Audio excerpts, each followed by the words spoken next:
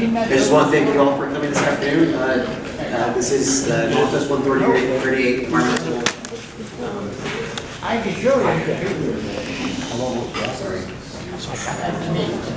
Good afternoon. This is the Northwest 138 public hearing for the environmental impact document. I have a couple of colleagues to my right. I'll just introduce them. First is Tony Harris with Point C. Next to him is Rich Galpin with GPA Consulting. We have Bob Blume with Horne Associates. I am Isidro Panuco with Metro. And then also have my other colleague here to my left, Mark Dierking with LA Metro as well. As I kind of mentioned, this is the first of two public hearings. As far as the agenda goes, we'll have about a brief presentation from all of my colleagues here. At the end, there'll be a public comment period. There won't be a question and answer at this time, but we do encourage you to let us know what your thoughts are on the project. Status and update. So over the last 2 years or so, we've done a lot of work with you guys. We've come out to over a dozen community meetings. We've heard your comments. We've incorporated these into the draft document today. This is the first public hearing. We're hoping that you'll give us some feedback as we move forward into the next phase of this document. As far as the funding goes for this project, it's funded through Measure R. It's a half-cent sales tax that passed in 2008. So this is actually your tax dollars at work that we're redistributing back to the community.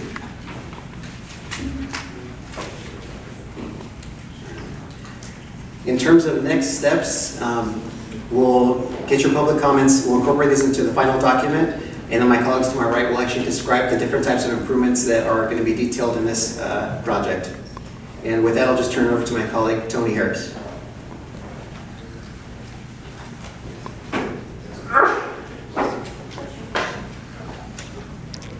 Thank you, Isidro. My name is Tony Harris with Point C. I've been working on the project for quite a while. This first slide here is just to very quickly show where we are in the environmental document process. Where the area shows we are at a point where the draft environmental document has been completed and released for public review. And we're at a point where we are accepting formally comments, and we'll be explaining to you, different ways you can comment throughout. Once we do that, then we're going to incorporate into the final document, and then the timeline for a decision on the alternative and different intersection treatment types is scheduled for spring of 2017.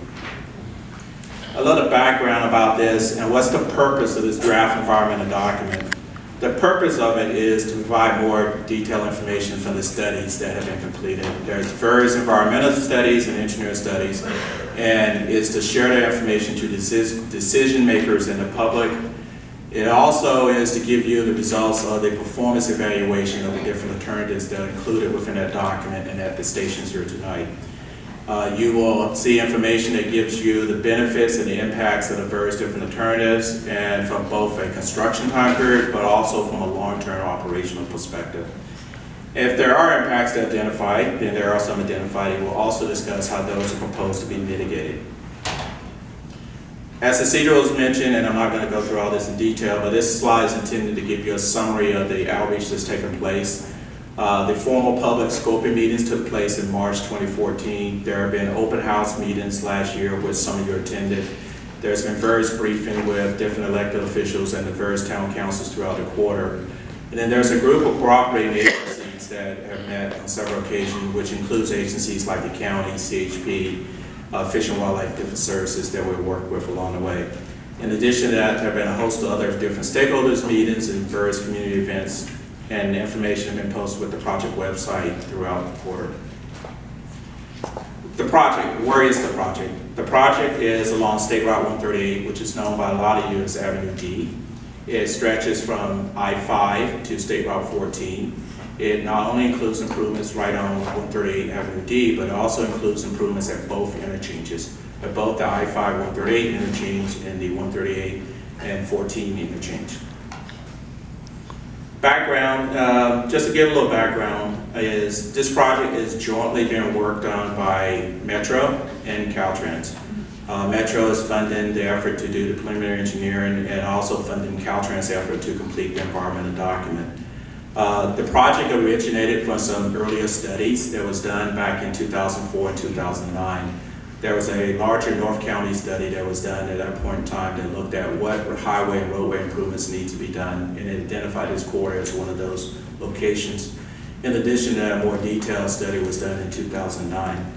And the county completed the Antelope Valley Earlier Plan, which also included within that plan improvements along State Route 138 and Avenue D. The purpose of it? The purpose of this project is to improve mobility and operations on the 138 in Northwest LA County. In addition to that, the purpose of it is to address current safety issues and be proactive to address potential future safety issues throughout the corridor. And last also is to accommodate what's projected to be in future growth in people and goods movement and traffic along the corridor. We're required to project out 20 years into the future into our analysis. And so that information is included into it. So triggering the need is trying to find a solution that will balance what the demand will be in the future versus what is taking place out there today. We looked at information from current accident history we have out there. And as those of you will see, the existing roadway has several features of it that are not standard. You know, it's non-standard features that creates challenges along the way. With that, I'm going to ask Mr. Robert Blume from Kimley Horne to actually walk through the existing conditions, the various different alternatives, and a little bit more specific information about the alternatives. Hello. Many of you have been to these meetings that we've been having, and through these meetings we've learned a lot about the corridor and developed alternatives to do the work. This slide shows some of the existing conditions in the corridor, which you're all aware of if you drive it. Is that hilly terrain, there's lack of shoulders, a very constrained corridor that really was built as a two-lane undivided highway. And now with traffic and the new standards, it needs to be improved to meet current needs. As Tony mentioned, the future needs need to be considered, and we need to look at what needs to be done to bring this up to current standards. Through the scoping and all the meetings that we've had with you, we've learned from you and got a lot of good input on what are the improvements that need to be done to meet the purpose and need of this project. So briefly, I'm going to go through the alternatives that were the build alternatives, and then I'll do some explanation of what the different facilities are, just as a definition so people understand what the different alternatives are. So alternative one is a freeway expressway alternative, and it has an option to go bypass Antelope Acres. On the western end, up to 300th Street West, it would be a 6-lane facility based on our traffic projections. A divided freeway with access through interchanges. East of 300th Street, the traffic falls off, and it would require a 4-lane, and we're looking at an expressway. And I'll explain the difference between the expressway and the freeway in a moment. We have considered a bypass of Antelope Acres because there are some homes that we're hitting with the straight alignment on 138 just because of the width of the road. And we've looked at options there. And so the bypass option to the north is a way to look at alternatives that should be considered as we're making these final decisions. Because of some of the impacts in the corridor and just the nature of some of the improvements, we looked for a way to eliminate and reduce some of the impacts that alternative one had, and still provide the functionality of the facility as required. So alternative 2 still needs the 6-lane facility on the western end, but we're looking at an expressway type of facility, which is at grade intersections versus the freeway, which has the interchanges. That still goes up to the 300th Street West area, then it falls off, as we mentioned, similar to alternative 1 with the 4-lane requirements. And it's very similar to alternative 1 up to 245th. And if you know the corridor, past 245th, you have a lot of homes on both sides of the road. It's not one side or the other where we had some opportunities on the western end to avoid. We just didn't have that option. So alternative 2 was developed to really look at how can we get the facility, the lanes we need, and try to reduce some of those impacts. And the exhibits in the back help you understand that. So at 245th, we looked at going to a conventional highway. The 4-lane conventional highway allows us to reduce the median. You have some typical sections I'll show you in a moment. And that really allows us to start reducing the footprint required. This is a freeway expressway, 6-lane divided highway. You might have seen these exhibits in the back. But what it is, it's about 200 feet of right-of-way for the roadway, provide 6 lanes and a divided highway with a 62-foot wide median. Those are the standards that Caltrans requires. The current facility has utilities up in the corridor, while Freeway Expressway limits access in the corridor. And in that, we don't want utilities in there. They need to be maintained that conflict with the freeway operations. So they need to be moved outside the corridor. And so it's an overall width of about 225 feet. That's alternative 1. That's a 6 lane that's on the western end. As you move to 300th Street, you have the Expressway, the 4 lane. And what you'll notice is it's very similar to the 6 lane.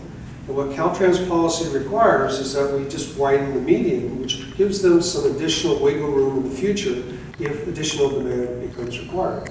So this is basically the same footprint, same requirements as the 6 lane, you just build the 4 lanes on the outside edge. Gives a wider median, a little bit safer facility. The limited access conventional highway, which we talked about in alternative 2, from 245th to the east, this depicts that. If you notice, it has an 18-foot wide median. It's not completely divided, but it's separated, and it allows the traffic to flow. We can get the capacity through here. The limited access conventional highway allows us to treat the access onto the highway a little bit different, and that's one of the reasons we chose this as an option to look at. And the freeway and expressway limit access to certain locations in the corridor with conventional. If you think of a city street with driveways everywhere, that's not really good for freeway type movement. So that's kind of the comparison. The existing facility's got limited shoulders, and we talked about some of the efficiencies there. So this represents that. The utilities are sharing the right of way with the roadway, and the maintenance vehicles of the utilities have to share that space. So real quickly, just to go through the alternatives, and I hope you've seen these in the back. On the western end, that's the 6-lane facility here, and that's identified as Area 1. East of 300th Street is the Expressway 4-lane facility, which is the section we just looked at. Now, access is, how do you provide the access for the 2 facilities? Well, the freeway is an interchange, and I think everybody knows how interchanges are. They're spaced, and they have ramps that come on and off the freeway. We limit it, we control it, we make sure there's safe movements on and off. Keep the facility operating as it was designed. The expressway allows us to do it a little differently, and it lets us do at-grade intersections, meaning we don't have to build the bridges and build the structures and spend the infrastructure, but we still provide the access at an at-grade. A signalized intersection is one of those types of intersections, and we have various treatments for those intersections at grade. I'm going to go over that in a moment. The Antelope Acres bypass is unique to alternative 1. In alternative 2, again, on the western end, it's an expressway versus a freeway up to 300th Street West. In the middle section at 300 to 245th, we're using the 4-lane expressway, similar to alternative 1. But now as you go to the east of 245th, we're using the conventional highway because of the access challenges that we have with the project, and to provide some flexibility and some options to consider in how we provide that access. One of the big differences in these alternatives is how we provide the access treatment. The way we've approached this is we've looked at several methods, and if you look at the drawings in the back, we provided different ways to look at them. They're interchangeable in some degree. You can't put an interchange on an expressway. You could, but that's not really an option. The at-grade intersections, you can look at a roundabout. You can look at a signalized intersection. You can look at free flow. And what free flow is trying to eliminate the stop movements or the cross movements. As you know, if you drive this facility, those cross movements are where the fatalities, a lot of them are occurring. And we're trying to look at how to reduce those. Each intersection treatment is trying to address that in a different form. Every intersection is different. They have different characteristics, and not any solution is perfect for each situation. So Caltrans has the ability to look at these. We provided a study that they can pick any of these as they move forward. And we really are looking for your input on intersection treatments. The roundabouts are something that we're seeing more and more of. They're more sustainable, they use less energy, they're safer in a lot of conditions, and we'd really like to get your input on that. There's a station in the back on roundabouts, and please visit that. We have Caltrans experts here to answer your questions. Common features, we've already addressed it, but just to summarize, fixing the shoulder widths, the vertical clearances, the horizontal curves, making this a higher speed, higher capacity facility that will address the needs of the future. Utility relocations within the corridor, improvements at the interchanges, and both alternatives. The access is handled differently, but there is access changes in both alternatives. Significant drainage improvements in the corridor. We did a full drainage analysis of this corridor, and drainage is a big improvement that's being considered. As we look at widening the facility, we have to deal with the pedestrian and bicycle movements. Those are important access elements. We need to make sure we provide for that. The roadway gets wider, it's a little tougher to navigate. So we look for those and we deal with those conditions. Also, the wildlife movements. There's critters out here that are using these wildlife corridors, and they're actually important that we consider all those in the environmental document. Rich is now going to talk about some of the elements in the environmental document. While you have alternatives fresh in your mind, explain the environmental document process. So the document, EIR-EIS, analyzes all three alternatives for several categories: air quality, noise, community impacts, cultural. Here's a list right here for all the different text studies that we did for the document. Now, backing up a little bit, we came out to the public about 2 years ago for the scoping meetings. We took into account your comments of the NOP, notice of availability. You commented and told us about your communities, what was important to you, what we should study. So all of that information is included in these text studies. And, but I'm going to highlight a few key ones where we have potential significant and adverse impacts. So first, we have the Kinsey Mansion. This is one of the, eligible for the National Register. It's a historic resource under CEQA and Section 106. And for this project, we tried to avoid all impacts to this historic resource, but we are going to have to take some right away from it through the front yard and some of the trees and landscaping out in front of it. There will be mitigation to counteract the impacts that we'll have on this resource. Also, in right-of-way and relocation impacts. I urge you to go and after, if you haven't done already, and go look at the design, and they can tell you exactly details. But as for the alternatives, alternative one has the most relocation impacts. It has 17 residences and 2 businesses. Alternative one with the bypass is 11 with 2 businesses, and then alternative 2 is 14 with 2 businesses.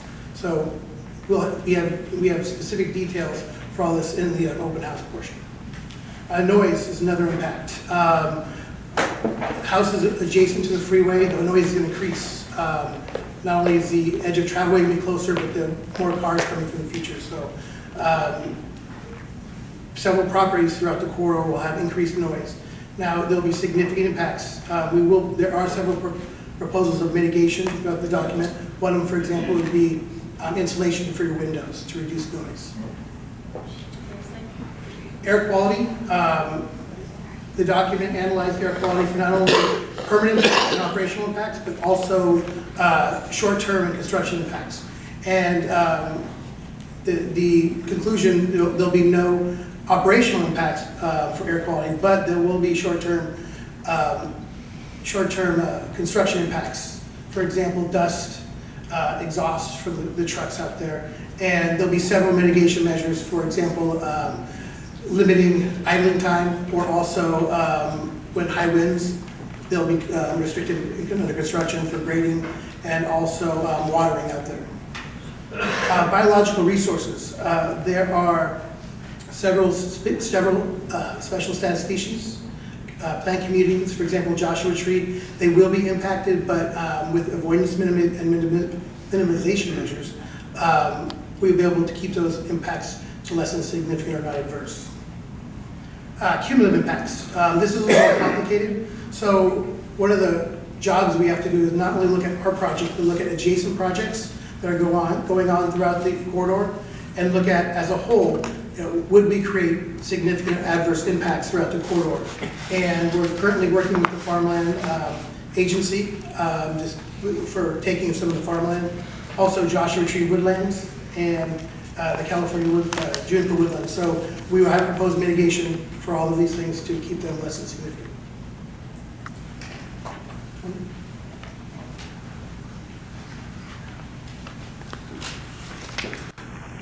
At this point, I want to talk a little bit about the current preliminary estimated costs and steps going forward. You see on the screen is based on the information that we have now, we have the preliminary estimated costs for the different alternatives. Alternative one, which is, as Bob described, the Freeway Expressway, the estimated cost in today's dollars is $830 million. And if you included the bypass around Antelope Acres, it increases that cost by $9 million. Alternative two in today's dollars is $725 million in particular. Now, as Isidro mentioned earlier, the project is not funded through design and construction. It's only funded at this point in time through the environmental process as we move forward. One of the things that we're tasked with is trying to identify what some of the initial part are moving forward. You'll see on the screen we've identified potential sources of funding that could be used as we move forward into design and construction. On the list you see, for example, development impact fees for some of the development and growth plans throughout the quarter to have those fees pay for the improvements moving forward. There is the Safety Improvement Fund, which is a state and federal fund that we could use to make some improvements. And then also the Caltrans has a program called the State Highway Operation Protection Program that is used to help put together. As some of you may be aware, Metro is currently pursuing an additional sales tax measure for transportation that will be on the ballot in November, which is Measure M. And this project is identified, included within that expenditure plan. Now, how do we move forward? What we basically recognize in working on this project is you analyze and project out the traffic out to 2040. Now, you don't need all the improvements you see in all the alternatives today, all right? And since all the funding is available, it doesn't really make sense to run out and just build 36 miles all at once. So what we basically have been focused on is how do we prioritize it from a short-term perspective? And short-term, we generally talk about in like the next 0 to 5 years. Then mid-term is from like 5 to 10 to 15 years, and then long-term is beyond that time period. Early on in the earlier phases, we felt what was most important to do is to focus on the safety problems that exist today and some of the operational problems that are out there. There are some intersections that has a problem today and need to be fixed, and those are the ones we should be focusing on. There are some areas in the quarter where there's really no shoulder, and some of the shoulder work needs to be fixed and dealt with. And then there's a few curves that, as Bob mentioned earlier, that is high standard, that has accident history, that needs to be addressed and moving forward in that environment. So from the short term, implement safety-related features, and I would point out some of those locations. And then in addition to improving the intersection, one of the big focus is fixing that horizontal and vertical curve issue near Quail Lake, which needs to be addressed. There have been challenges at that location in particular. In the midterm is to work with the county and moving forward and putting in place a right-of-way preservation program and beginning the process of acquiring a right-of-way that will allow the ultimate facility to be built as demand comes along. And add the capacity based upon demand in the midterm part as available funding becomes available. The long term would be actually to build out and complete the remainder of the facility.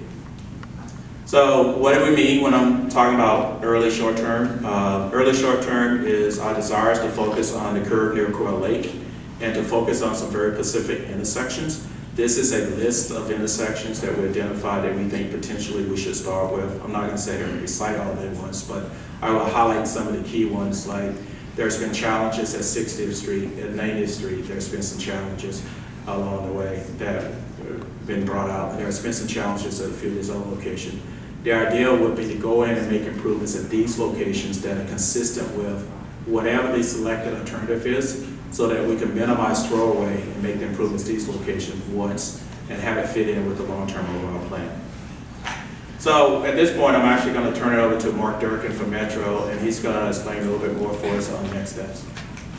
We had a great turnout tonight. Just to remind you as a follow-up that we've got one more meeting on Saturday, and that's at Grace Chapel.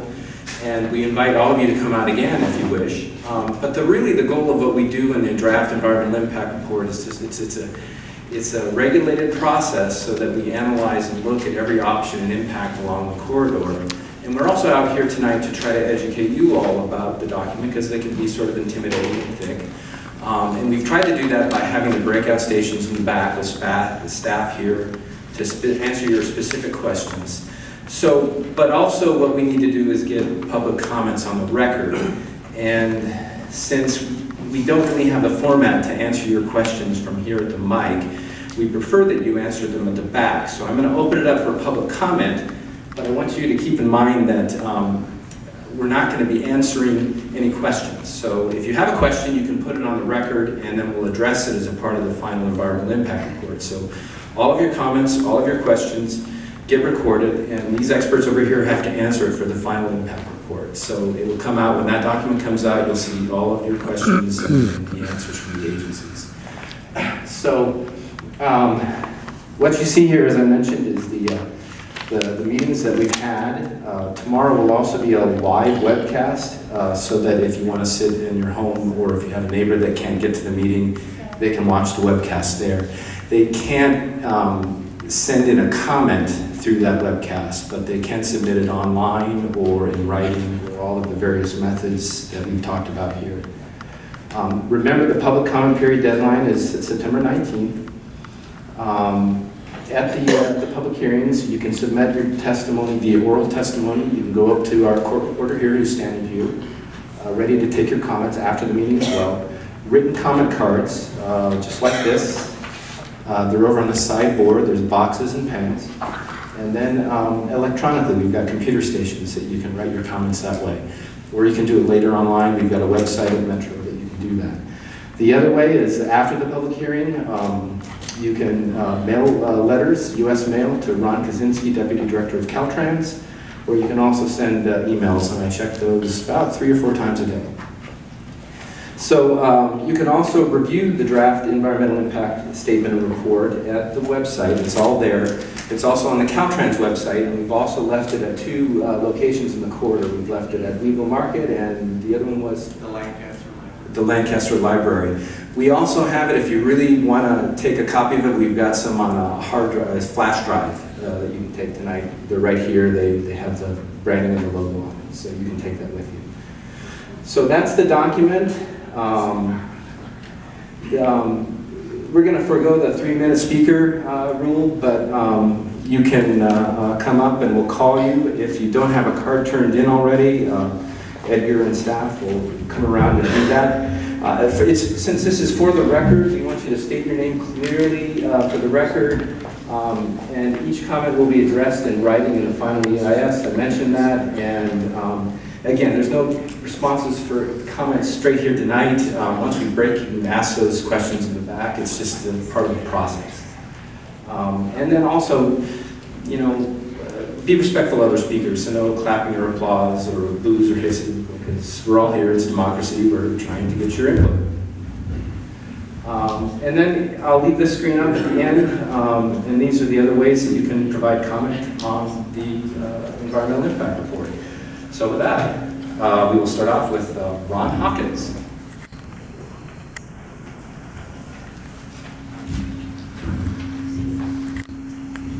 Hi, I'm Ron Hawkins.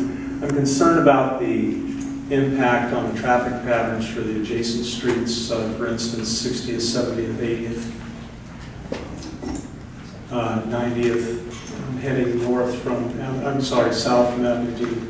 Those intersections, we have accidents on them now. I live at 80th and G, and I see emergency vehicles going to 90th and G, 70th and G, 60th and G, at least every other month. Thank you very much. L.D. Confield? I hope I got that right. I think probably longer than some of you have been alive.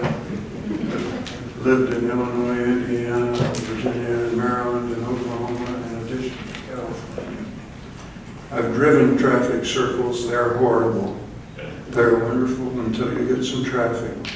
And then there are accidents just waiting to happen. So I'm definitely against traffic circles.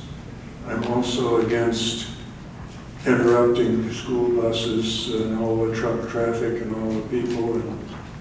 And I've seen Highway 138 when there was snow and it was jammed from 14 to 5 with cars lined up in streams 20 and 30 deep. And I think it's absolutely ridiculous that you're talking about tearing up one highway in order to build another. And I know when highways are improved, you have to tear up something. And it has to be bypasses or stops. And I think you ought to consider putting it along Avenue B or somewhere near there where you're not stopping all the traffic that we've already got on Highway 138. Thank you. Thank you very much. Hi, good evening. Mike Grimes? Grimes. Thank you for all your input, gentlemen. Very enlightening. A couple of comments here. One, I don't think we're, as you pointed out, we're not quite ready for a freeway yet, so I'm in favor of the expressway. As a former police officer and professional accident investigator, I question the Antelope Baker's bypass route, putting 4 more curves in a high-speed roadway.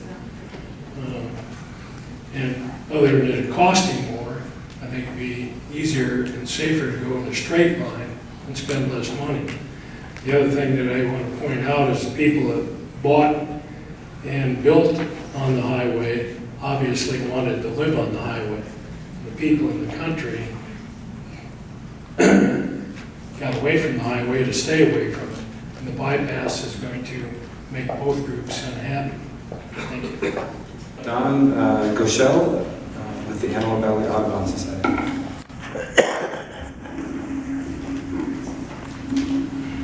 Thank you, gentlemen, for bringing this program to us tonight. I'm kind of surprised that we have not been notified. I know this has been going on for quite some time, but my concern is we have a lot of endangered species out here.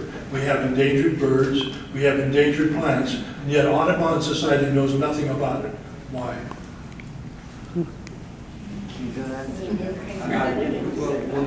Later, make sure you're on our date. But okay, I'll let it ride there.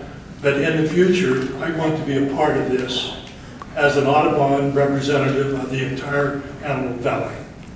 Right, and you still have a chance. So. Sundale Mutual Water Company, Director. I appreciate the chance to talk a little bit, and for the other people who made comments, I've heard some pretty good comments here too, so thank you. And I might build on a little bit of that. First, I'm not here representing Sundale, I'm just here to pick up information for them, but I want to say to the rest of you that have utilities and Antelope Acres, I did notice some of the utility companies that I believe that are providing you services are not listed on the utility relocation. So please look at that. If you don't see your company, please contact a representative for that company and ask them how they're going to be working with Metro on this relocation. Second thing was I've been out there for 6 years, and the last 3 years I've seen a dramatic increase in truck traffic to me. And we've seen increased accidents at 90th. We had a terrible accident 2 years ago at 60th, involved 2 high school students. We're headed home. It was around twilight, and a truck westbound hit them and killed both of them. And on that issue, I talked a couple of years ago, asked the question as far as trucking. There's what this is going to do if we expand the highway, especially dramatically. And these guys with GPS are just pushing it in, and they're going, look, that's a reroute. So that's what I think we could see if we expand the highway rapidly. The third part of that I also expressed 2 years ago was the drop-off. The one gentleman said, like, why aren't we doing it at H8? I've been here in the valley since the 1960s. There was an original bypass that tried to take 138 in a diagonal line across this valley, and it never got done. So now what is going to happen is if we have a major expressway, we're going to drop everybody at the freeway. I happen to work at Edwards, and I can tell you also the truck traffic coming down Avenue E, heading out to the base, going westbound, is treacherous. And those roads are getting killed out there. If you have to, in fact, I have to drive over to Hesperia multiple times a month. And right now, I will not drive these back roads because of the traffic and because of the condition of the roads. It's just horrible. So I'm asking, as far as an indirect environmental impact, air quality is the responsibility of this report if you're going to increase on trucking. You're also, in talking to Robert earlier, I know you're trying to work with Kern County. I want to encourage that, because if there's other ways that they should be driving and doing that, you know, how do we get that whole puzzle put together? Thank you for your time. Thank you very much. I appreciate that. It's Christopher Mesa. Good evening. My name is Christopher Meza, and I'd like to say that I am in support of what you guys are doing. You guys are working very hard, so thank you for that. The 138, the enhancements to the safety, the enhancements of widening the road has been a long time coming. It's something that's necessary. It's dangerous. So you guys are taking the steps to move us along. I think as far as the alternatives are concerned, alternative one is really the only alternative that makes sense to proactively meet our future needs. Taking a 200-foot easement over time is going to help proactively meet our future needs. If you start incorporating a 150-foot or whatever the alternative 2 easement has, which is a smaller easement, you're going to have bottlenecks of traffic in the future, and we'll be revisiting it in something that could have been handled now. So I'm in favor of and support of what you guys are doing and alternative 1. Thank you.